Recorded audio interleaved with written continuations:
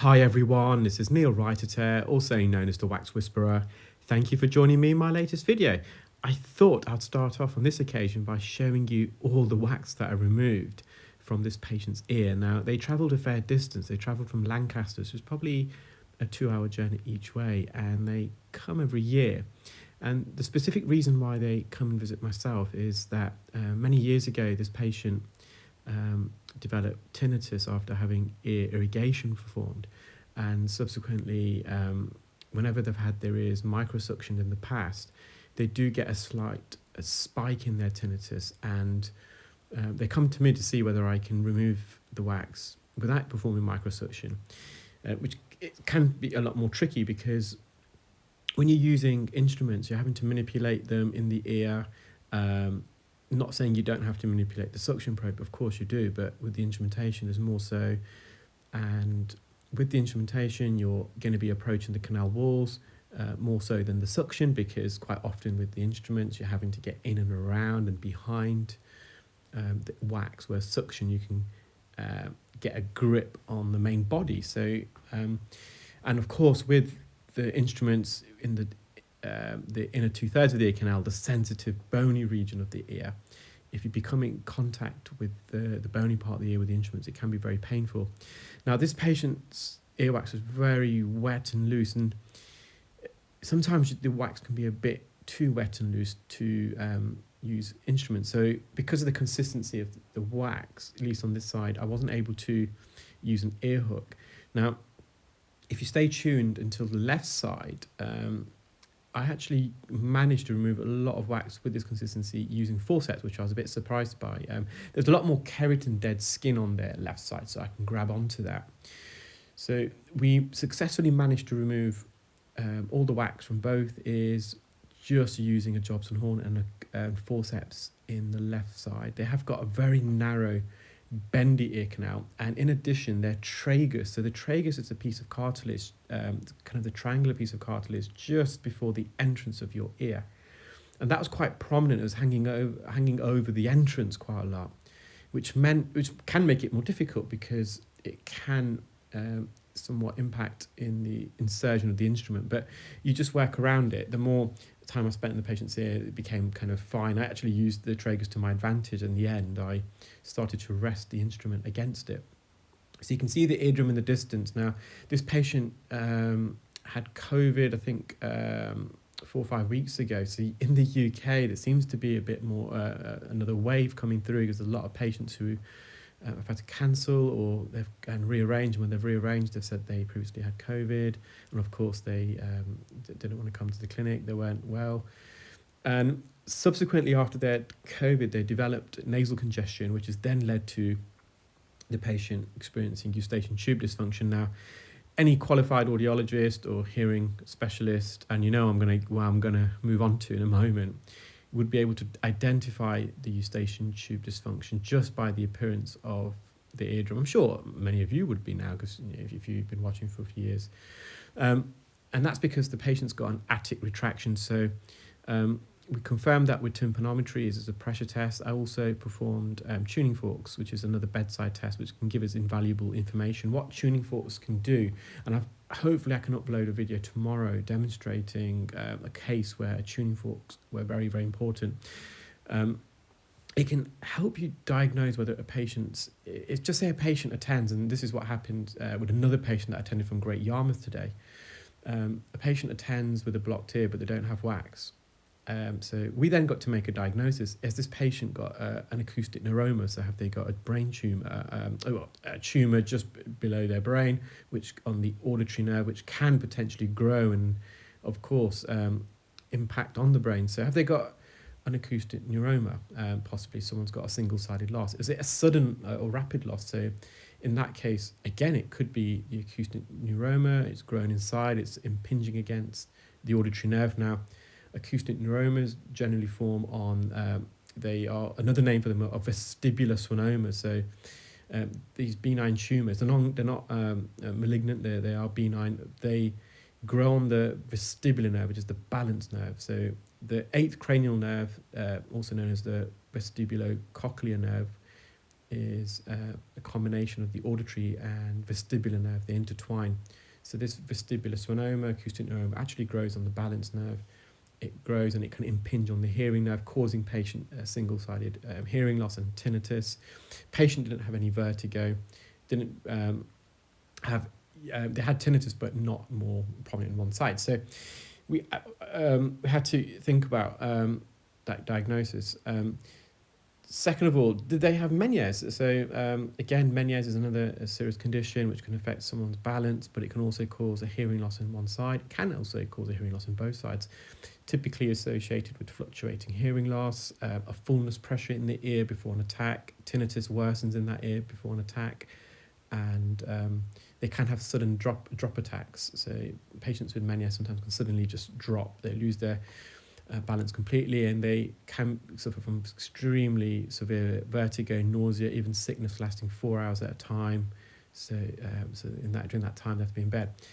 Was that another cause? Did they have an autoimmune reason why they lost their hearing, or a viral infection? In those cases, these patients need to be referred as a medical emergency to see an ENT doctor who can sometimes inject steroids into the middle ear via the eardrum, and we're hoping that those steroids are absorbed by the round window, which forms part of the cochlea, the auditory sense of hearing, and it can reduce inflammation within the cochlea.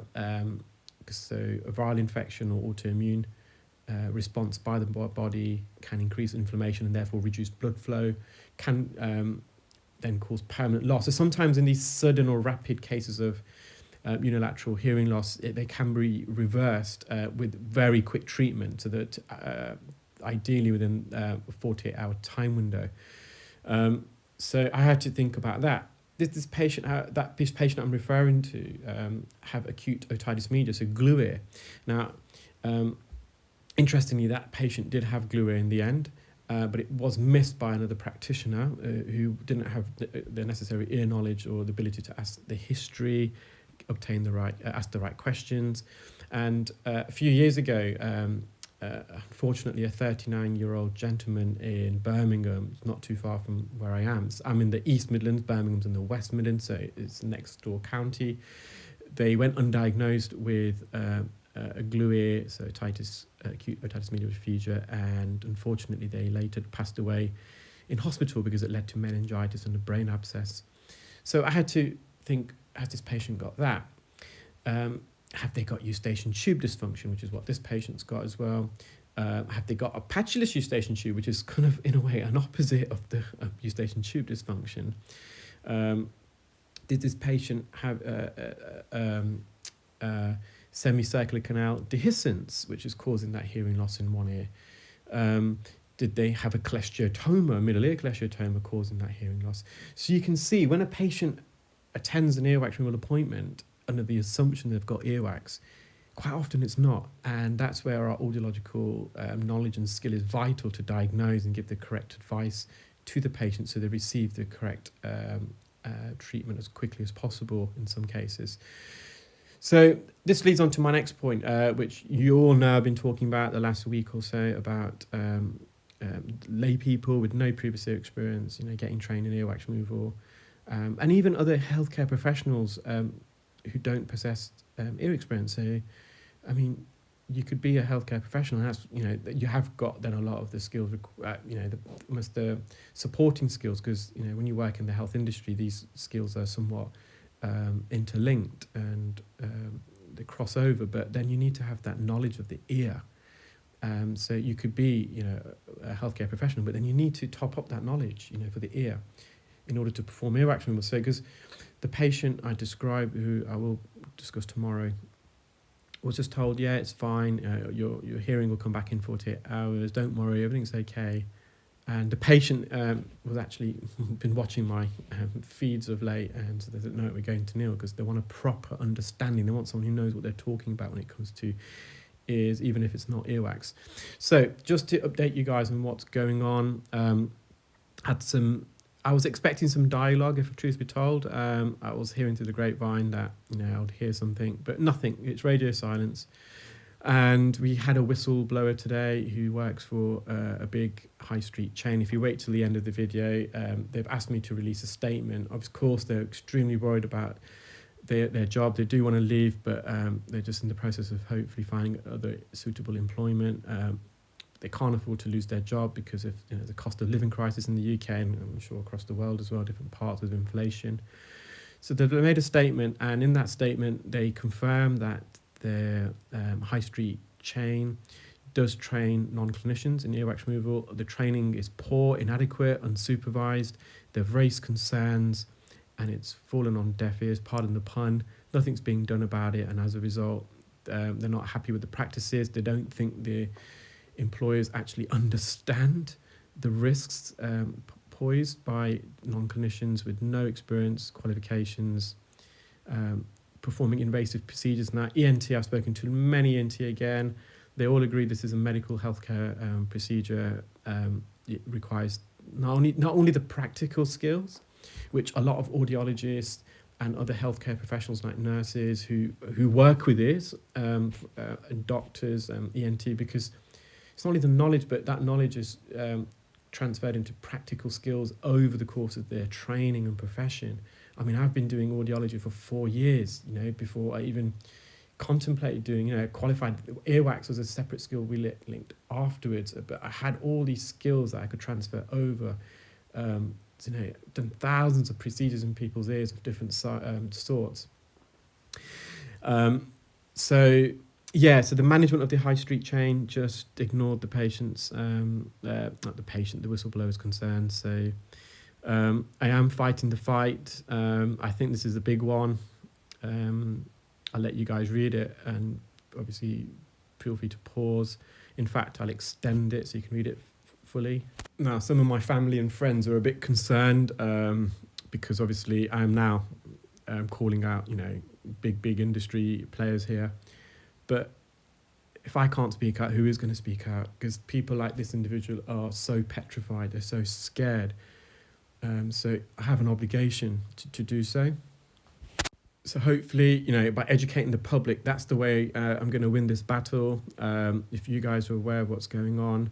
So make sure your ear care specialist is, an audiologist or a GP or, a nurse who've got all previous ear experience. Now, thanks for all your comments yesterday. All the support is amazing. I love you guys off. It means the world to me. Now, I will keep you updated on what's going on. So stay tuned, and hopefully we can get the desired changes that are desperately needed. Thank you. Bye.